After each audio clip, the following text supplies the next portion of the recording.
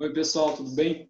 Meu nome é Thiago Ferreira, né, empreendedor e consultor financeiro. E hoje a gente vai falar de um assunto muito importante aqui. A gente sabe que a gente está em plena pandemia, né? A gente está indo para o sexto mês, né, que é agora em agosto. Para quem vai assistir esse vídeo mais para frente, a gente está em 2020, tá? Agosto então, de 2020. E aí a gente observou que o problema ele está indo muito a fundo em duas áreas, né, que são áreas mais importantes que a gente tem hoje, que é a área de saúde e a área de economia.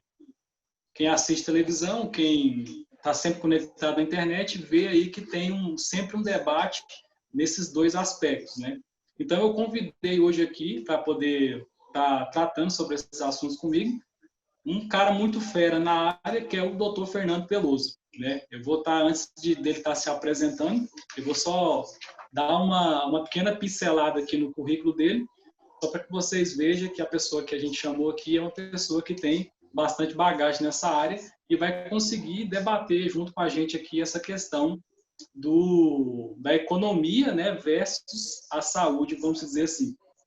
Então, aqui o Dr. Fernando ele tem 43 anos, né, é graduado em fisioterapia pela UFG, tem MBA em administração hospitalar e serviço de saúde, especialista em gestão de clínica pelo Ministério da Saúde e Hospital Sírio-Libanês, tem mestrado em saúde coletiva pela Universidade Federal de Goiás, fisioterapeuta efetivo na Prefeitura de Senador Canedo há 18 anos, foi diretor do Centro de Especialidades Médicas do Pronto-Socorro Santa Rosa, foi o primeiro diretor da Maternidade Municipal Aristina Cândida e também do UPA 24 Horas, e também foi diretor de Tecnologia, Informação e Saúde. Aqui também tem mais alguns pontos aqui, diretor de Políticas Sociais, né, do Sindicato de Trabalhadores de Senador Canedo, professor da disciplina de Políticas Públicas de Saúde do Instituto Consciência de Pós-Graduação e também perito judicial nas áreas de fisioterapia, ergonomia e saúde do trabalhador. Então, a gente observa aí que realmente ele tem muita bagagem aqui para poder discutir com a gente hoje nesse webinar. Né? Doutor Fernando, é um prazer estar te recebendo, tá? E deixo o senhor aí com a palavra. Obrigado, Thiago. Obrigado pelo convite, viu? Eu vou tentar fazer um currículo menos extenso da próxima vez. A contrapartida de ter um currículo extenso, assim, o currículo é, às vezes, grande, né? Mas custou alguns cabelos da cabeça. Só corrigindo, eu formei em fisioterapia pela UEG, a Universidade Estadual, e eu estou na condição... Eu li muito rápido, UEG. É porque o orgulho de ser da UEG fala alto, né? Ao mesmo tempo, também estou terminando o mestrado em saúde coletiva pela Universidade Federal. Então, eu sou mestrando em saúde coletiva, que é uma área... É minha paixão pela saúde, né? Tem me custado alguns cabelos, mas tem me dado muita satisfação, Eu me sinto um profissional realizado hoje, né? Eu atendo aqui na assistência de Senador Canedo, sou fisioterapeuta efetivo, faço isso com muito prazer, com muito carinho, Thiago. E agradeço demais quando eu sou convidado para um evento dessa importância, que eu te considero um cara muito para frente, mais do que empreendedor, muito inteligente, e para mim é motivo de orgulho ser convidado para esses eventos que você organiza. Muito obrigado. Eu que agradeço. Então, doutor Fernando, vamos lá então. Né? Acho que esse assunto que a gente vai tratar hoje ele é meio polêmico. Né? A gente sabe que hoje a gente tem essa questão que as pessoas estão discutindo bastante na internet e na televisão, não falando aqui de emissora específica, mas a gente sabe que hoje tem aí uma questão que será qual que é o mais importante? É a saúde ou a economia? Será que eu vou priorizar um e deixar o outro? Eu tenho que cuidar dos dois e etc. Então, a primeira pergunta que fica aqui, até para a gente poder entender mais essa questão, aí eu já te faço essa pergunta, doutor Fernando. Esse vírus, o coronavírus, ele é realmente perigoso, assim igual as pessoas estão falando, a OMS e outros profissionais aí? Sim, Thiago. Do ponto de vista epidemiológico e biológico, é um vírus muito perigoso, né? Não, ele é um vírus que tem origem... Ele é um vírus antigo da família do coronavírus, conhecido já no meio científico por habitar animais, camelos, cachorro, morcego. Não era um vírus que tinha incidência em humanos. E aí ele sofreu uma mutação e adentrou, conseguiu penetrar no organismo humano, e aí uma pessoa foi passando para outra, de forma assim, resumidamente, e respondendo a sua pergunta, ele é bastante perigoso, né, para o ser humano, sim. Entendi. A gente observa que, principalmente a mídia, fala que tem um risco, né, para as pessoas mais idosas e com alguns problemas de saúde. E não tem um risco tão grande para aquelas pessoas que vamos dizer assim, que tá bem hoje de saúde. Para ficar mais, falando a grosso modo. Como que fica esse aspecto? O vírus ele afeta uma pessoa, mas não afeta outra, então isso quer dizer que eu posso liberar tudo, que eu posso deixar essas pessoas mais tranquilas ou não? Qual que é o problema dentro dessa questão? Eles falam, o vírus ele só ataca, só agride as pessoas mais velhas e as pessoas que já têm um problema que ele possa agravar mais. Já tem outras pessoas que não vai sofrer tanto. E aí fica essa questão, então eu posso sair, eu não posso? Como é que é isso aí, doutor Fernando? Tiago, eu vou tomar a liberdade aqui de comentar, de trazer para cá algumas conversas que a gente tem, às vezes, no meio científico, que às vezes fica restrito à academia, né? Como eu faço um mestrado profissional, ele é mais voltado para a área prática. E é engraçado quando a gente vai analisar o vírus através de estatísticas. Por exemplo, um exemplo que a gente comenta, né? Quando fala assim, de cada 10 pessoas contaminadas, 2,5 pessoas morrem. Não existe morrer meia pessoa. Então, essa questão de falar assim, qual que é o grupo? O idoso tem mais risco. Saiu uma pesquisa agora, hoje não foi publicada, saiu no Jornal Popular uma pesquisa da Fiocruz que identificou que quem tem problemas vasculares, cardiovasculares, né, pressão alta, problemas do sistema circulatório em geral, diabetes, problemas respiratórios como asma, bronquite, enfisema, de cada 10 contaminados desse, 4 morrem, né? Então, isso foi constatado em estatísticas. Aí a gente tem que tomar o cuidado de, quando vê uma informação dessa, de não achar que quem não tem problema respiratório, quem é atleta, quem é jovem, que não é idoso, está fora de perigo. E aí eu uso um outro termo com relação ao coronavírus. Ele, na verdade, ele funciona como uma roleta russa. Já viu aquela famosa lenda ou brincadeira da roleta russa? A gente já perdeu, eu perdi no meu meio, agora até recente, uma grande amiga que era uma jovem saudável, fazia academia, empresária, e ela faleceu por coronavírus. Eu também perdi um amigo que era ex-atleta, mas que ele era hipertenso e diabético. Então, na verdade, não existe, por mais que a ciência tente acompanhar ou identificar, ainda não tem com margem de segurança para falar assim, não, os jovens ou as crianças podem ficar tranquilos porque a incidência é maior em idosos. Nós não temos dados estatísticos seguros para ter esse nível de conforto, para tomar uma decisão ainda mais no âmbito público, por parte do governo ou por parte mesmo da gente como cidadão. Então, todo mundo ainda, nesse momento, tem que estar bem esperto e tomar todas as medidas de precaução. Não há ninguém. Existem, sim, de fato, né, estou falando aqui, pessoas que pegam o coronavírus, né, pegam o vírus e não demonstram nenhum sintoma. Ao passo que algumas outras, em prazo de poucos dias, vão a óbito. O que não pode acontecer é a gente se expor para saber se a gente vai ser de qual grupo, do que vai viver, ou do que vai morrer, ou do que vai ficar internado por vários dias e correr o risco de ir a óbito ou de conseguir a cura. Então, nós não temos margem de segurança para falar hoje que só os idosos estão em risco, só pessoas com uma comorbidade, igual a gente gosta de falar, né, que tem alguma outra doença de base. Então, voltando aqui para terminar a resposta, se não me alongo muito, que todos temos que tomar as precauções para evitar o contágio desse vírus. Entendi. E também, dentro dessa questão, tem aquela questão também que, por exemplo, a pessoa, ela não, se ela pegar o vírus, ela não vai ter problema, porém, ela pode passar esse vírus para uma pessoa que tem problema, no caso. Pode acontecer isso também. Assim, já se descobriu o seguinte, a pessoa que foi contaminada e conseguiu a cura, ela pode voltar a ser novamente contaminada após 3 meses, até 90 dias ela pode sofrer reinfecção. Não é que foi a cura para sempre, não. Ela fica por um período refratário ao vírus de até 90 dias que se descobriu até agora.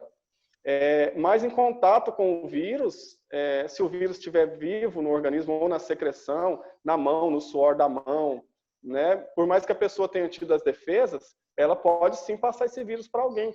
Esse vírus, ele na superfície é capaz dele contaminar as pessoas. Quanto mais em outro ser humano. Então, não tem também... a pessoa já teve Covid e curou, então posso ficar perto dela sem máscara, posso pegar na mão dela. Melhor evitar. Entendi. Então, certo, a gente viu aqui que realmente tem um problema, né? E esse problema ele não é um problema pequeno. O doutor Fernando falou, e alguns outros profissionais também da área falou, que realmente a questão do vírus ele é perigoso, né? E a pessoa a pessoa pode ter as defesas ou não pode, mesmo assim ela vai ter problema, ela pode perder outra pessoa, um parente, uma pessoa próxima, uma mãe, um pai. Então, nessa questão do vírus, então a gente fica aqui já, vamos dizer assim, fica concretizado que realmente é algo perigoso, né? Aí, em contrapartida, vem a segunda pergunta, né? Que é o seguinte: beleza, a gente tem essa questão do vírus, que ele é perigoso, né? Isso não se discute, ele realmente é perigoso. E vem a questão da economia, doutor Fernando. Realmente está tendo o problema financeiro ou não? Está atingindo a economia ou não? Sim, gravemente, né? É isso que está causando essa polarização, que eu não concordo, assim. Você falou das emissoras de televisão, né? Nós estamos num país, infelizmente, que tudo vira novela. E aí pega-se uma situação gravíssima dessa e a gente acompanhando as mídias fica colocando uma situação contra outra, a ciência contra a economia, ao passo que não existe essa guerra. Então a gente não vai morrer do vírus, mas vai morrer de fome. Em momento nenhum, as autoridades de saúde estão contra as autoridades econômicas. O que se percebe, na minha opinião, é natural que governos, sociedades estejam despreparadas para uma pandemia dessa magnitude, né? E isso causa esse atrito, né? E, infelizmente, a mídia faz disso, algumas mídias, né?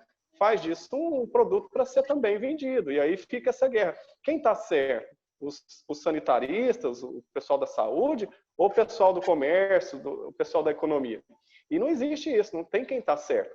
É uma crise de origem biológica, humana, que afetou gravemente a questão da saúde, pegou governos do mundo inteiro despreparados, né, desprecavidos, e estão todos apanhando para tentar achar uma solução. A sociedade também tem sofrido isso, porque a gente vê hoje as autoridades médicas não entrarem em consenso. Tem médico que indica tal remédio, tem médico que contraindica, e os dois são médicos, a gente não sabe em quem acreditar. E isso é uma fase do problema que a gente não estava nem... A humanidade, a sociedade toda, o planeta não estava esperando acontecer. Nessa velocidade, com essa força, com esse número hoje, não sei se a gente já passou de 2 milhões de mortos no mundo inteiro, né? Então, isso criou esses atritos aí, e a gente tem que manter a calma e evitar essa polarização de colocar o comércio contra a saúde e vice-versa. Então é isso, o despreparo para essa pandemia desse nível fez com que, às vezes, os governos também tomassem atitudes. Foi de novo, desligou de novo. Eu acho que ainda vai insistir mais umas 3 vezes. né? Mas vamos aqui. O que eu tinha para falar a respeito dessa pergunta era isso mesmo. Eu já concluí. Se quiser comentar aí. Não, então a gente observa que tem o problema da saúde, tem também um problema, no caso, na economia, porque hoje infelizmente, a gente vê grandes empresas, principalmente empresa na área de turismo, empresa na área de evento, né, que foi uma das áreas que mais foram afetadas, turismo e evento.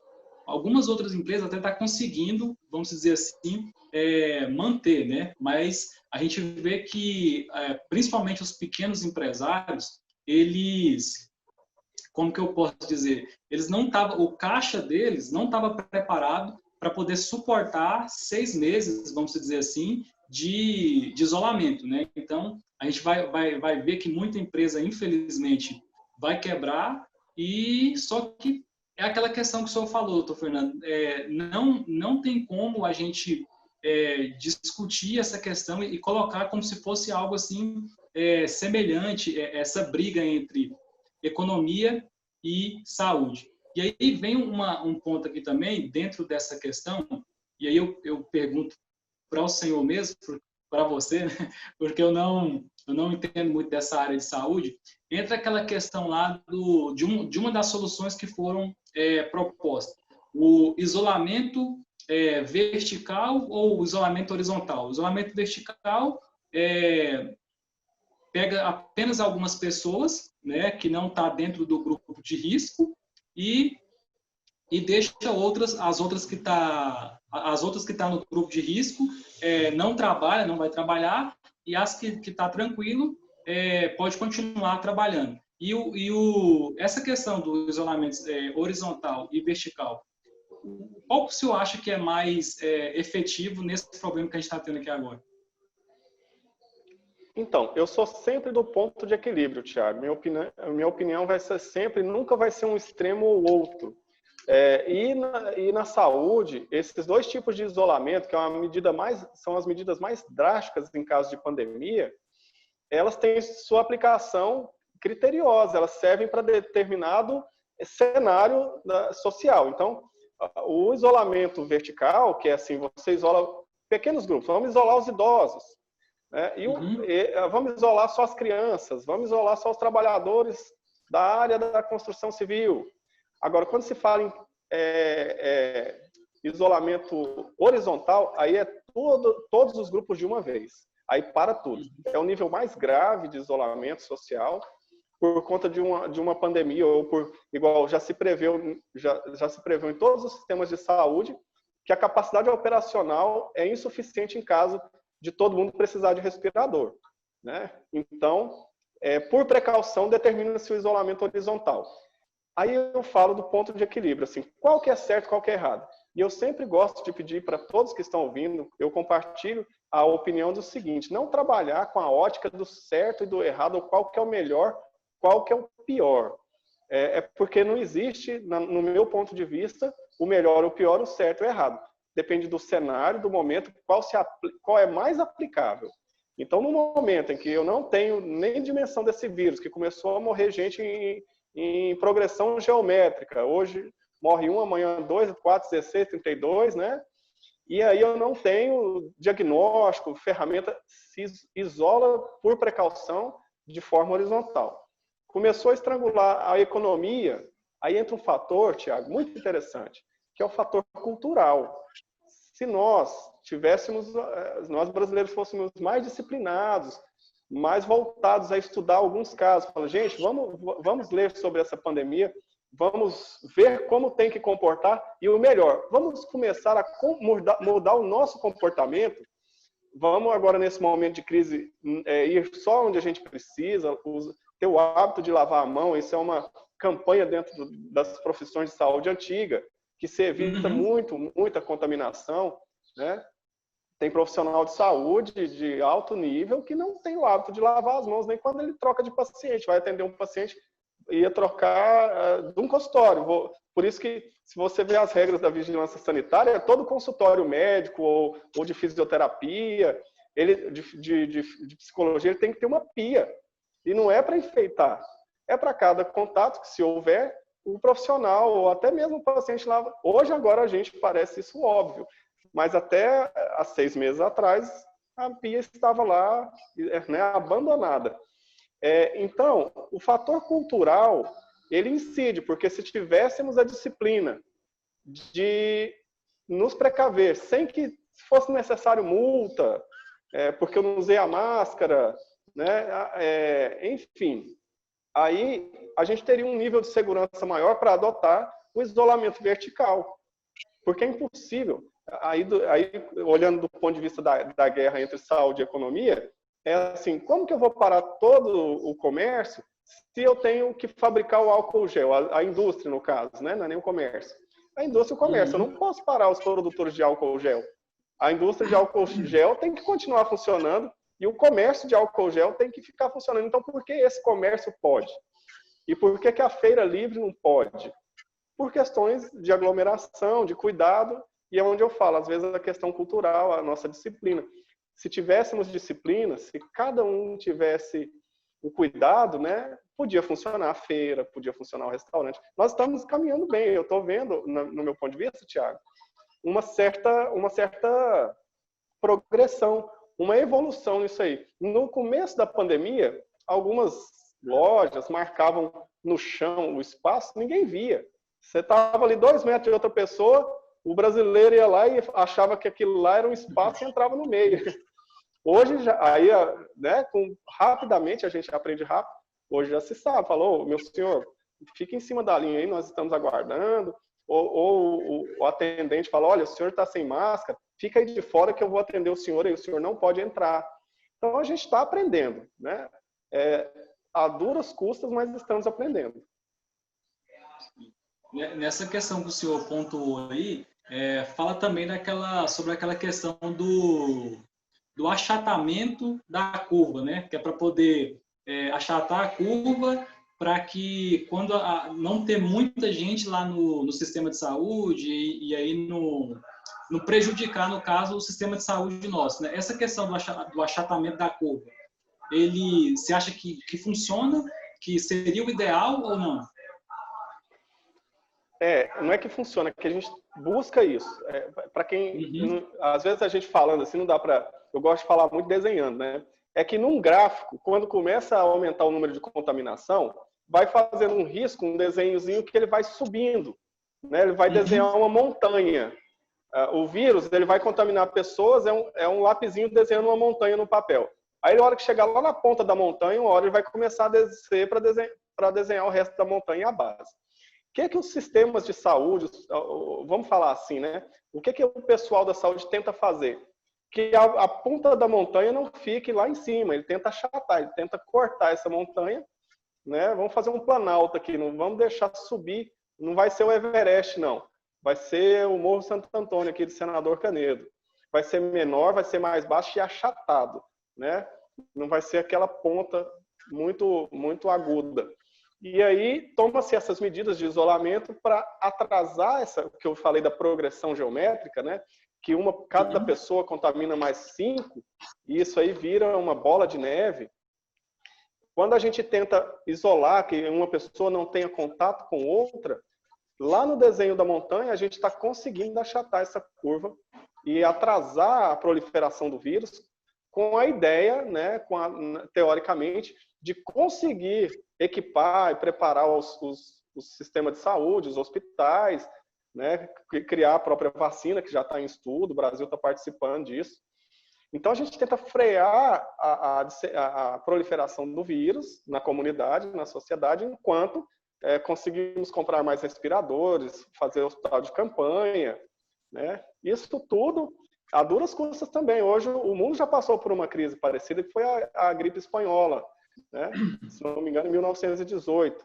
E aí também tivemos várias perdas. E com isso, o sistema de saúde ele tem aprendido, ele tem trazido essas lições.